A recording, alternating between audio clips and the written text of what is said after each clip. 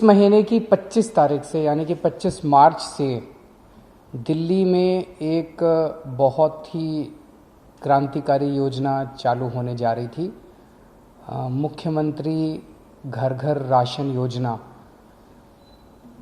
जैसा कि हम लोग जानते हैं कि सरकार गरीबों को राशन देती है, सस्ता राशन देती है। अभी तक लोगों को राशन की दुकानों के ज़रिए राशन मिलता था। लोगों को राशन लेने में तकलीफ़ें होती थी, तरह तरह की लंबी लंबी लाइनों में लगना पड़ता था। राशन की दुकानों को पूरा महीना खुलना होता है। कई सारी राशन की दुकानें 2-3 दिन खुलती हैं महीने में। लोगों को राशन मिलता नहीं है। कई दुकानें जो राशन देती है वो उसमें मिलावट करती हैं, ज़्यादा पैसे लिए जाते हैं। तरह तरह की परेशानियां लोगों को होती हैं।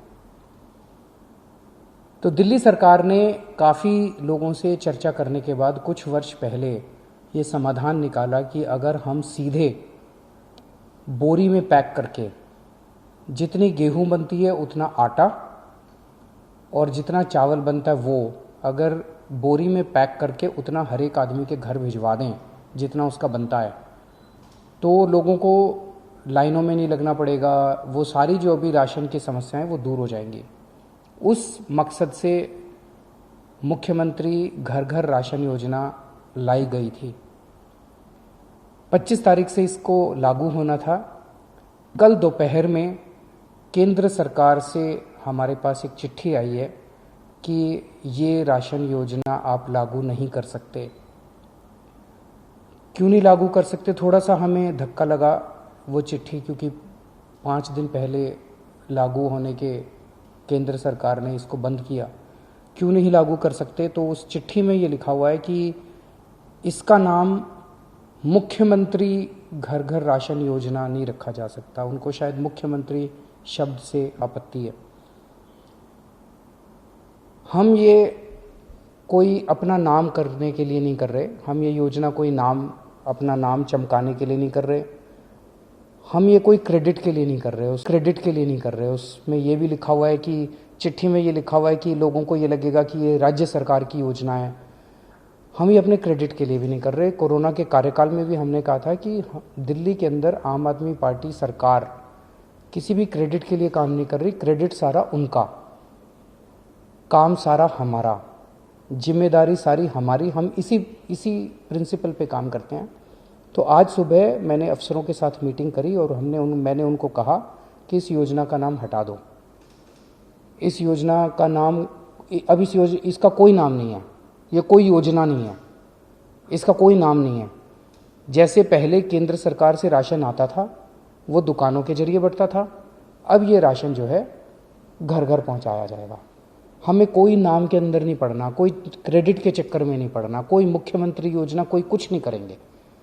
तो मैं समझता हूं कि इस निर्णय के बाद अब केंद्र सरकार का जो भी आपत्तियां थी वो आपत्तियां दूर हो गई होंगी और केंद्र सरकार अब इसको आगे लागू करना हमें अलाउ करेगी। मेरे लिए राशन माफिया को दूर करके गरीबों तक राशन पहुंचाना व्यक्तिगत स्तर के ऊपर मेरे लिए बहुत ज़रूरी है, मेरे लिए बहुत इम्पॉर्टेंट है, अहमियत रखता है। आज से 22 साल पहले राशन माफिया के साथ मेरा संघर्ष शुरू हुआ था। पहले मैं इनकम टैक्स में नौकरी किया करता था। उसके बाद नौकरी से छुट्टी लेके और फिर बाद में मैंने नौकरी भी छोड़ दी। मैंने दिल्ली की गरीब बस्तियों, दिल्ली के गरीबों के साथ मैंने काम करना चालू किया। झुग्गी बस्तियों के अंदर काम करना चालू किया। दिल्ली में नंद नगरी, सुंदर नगरी, सीमापुरी की झुग्गियों के अंदर काम करना चालू किया। वहाँ झुग्गियों के अंदर जब काम करना चालू किया तो पता चला कि लोगों को राशन लेने में काफ़ी तकलीफ़ें होती हैं। उन्हीं दिनों में सूचना का अधिकार कानून आया था। सूचना का अधिकार कानून इस्तेमाल करके जब हमने सरकारी रिकॉर्ड्स निकलवाए तो पता चला कि लोगों के झूठे दस्तखत करके, लोगों के झूठे अंगूठे के निशान लगा के लोगों के नाम पे किस तरह से राशन चोरी किया जा रहा था। बहुत बड़े स्तर के ऊपर लोगों को राशन मिलता नहीं था और लोगों का राशन चोरी हो रहा था। उसके खिलाफ हम लोगों ने आवाज़ उठाई। हमने व्यवस्था परिवर्तन के खिलाफ आवाज़ उठाई। हमने गरीबों को राशन दिलवाने के लिए काफ़ी संघर्ष किया। हमारे कई कार्यकर्ताओं पे उन दिनों में और गरीब लोगों के ऊपर राशन माफिया ने अटैक भी किया, हमले भी किए, लेकिन नतीजे कुछ खास नहीं निकले। हम व्यवस्था परिवर्तन नहीं कर पाए। किस्मत से, ऊपर वाले की दया से, लोगों के प्यार और मोहब्बत से कभी हमने सोचा नहीं था, लेकिन ऐसा हुआ कि दिल्ली में हमारी सरकार बन गई और अब हमारे पास निर्णय लेने का अधिकार आ गया।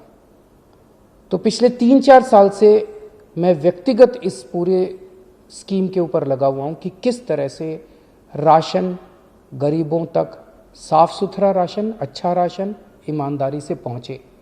और तब हमने इस योजना को, घर घर राशन पहुंचाने की योजना को 3-4 साल पहले शुरू किया था।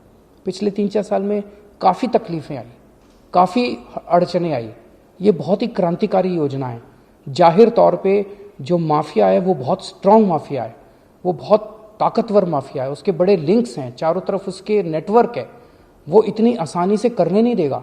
पिछले 3-4 साल से मैं मशक्कत कर रहा हूँ इस माफिया से लड़ने की, मैं पूरी कोशिश कर रहा हूँ इस योजना को लागू कराने की। अब जबकि हमारा 20-22 साल पुराना सपना पूरा होने जा रहा था कि हम एक्चुअली लोगों के घर घर तक राशन पहुंचाने में सफल हो रहे थे, तो कल जब ये अड़चन आई तो थोड़ा सा दिल बैठ गया। लेकिन हम किसी भी तरह की अड़चन नहीं आने देंगे। केंद्र सरकार की जितनी शर्तें हैं हम सारी शर्तें मानेंगे। केंद्र सरकार जो कहेगी हम वो करेंगे। हमारा मकसद केवल और केवल जनता तक ईमानदारी से साफ सुथरा सस्ता राशन पहुंचाना है। अगर वो राशन पहुंच गया तो दिल को बड़ा सुकून मिलेगा और गरीबों की दुआएं मिलेंगी। उन गरीबों की दुआएं हैं जिसकी वजह से आज हमारे दिल्ली के अंदर, हम तो छोटे से लोग हैं, हमारी सरकार चल रही है। तो मैं उम्मीद करता हूं कि अब इस निर्णय के बाद कि ये कोई नई योजना नहीं है, कोई इसका नाम नहीं दिया जाएगा। परसों हम कैबिनेट मीटिंग रख रहे हैं, कैबिनेट के अंदर इस पे निर्णय लेके कैबिनेट का प्रस्ताव हम केंद्र सरकार को भेज देंगे। मैं उम्मीद करता हूं अब इसमें हमें केंद्र सरकार का पूरा सहयोग मिलेगा। नमस्कार।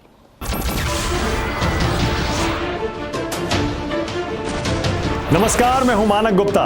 अगर आपको हमारा ये वीडियो पसंद आया हो तो इसे लाइक और शेयर जरूर करें और हाँ, हमें सब्सक्राइब और फॉलो करना ना भूलें ताकि आप देश और दुनिया की कोई खबर मिस ना करें। तो जुड़े रहिए हमारे साथ और देखते रहिए News 24।